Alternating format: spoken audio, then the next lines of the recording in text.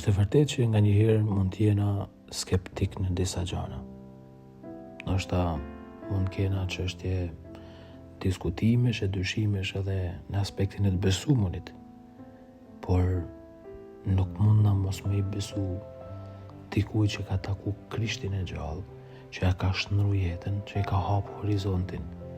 Nuk mund na menaj tepër dyshus e mos besus përballë dikuj që ai ja ka shnru jetën, sepse me të shnru jetën nuk është një vepër njerëzore.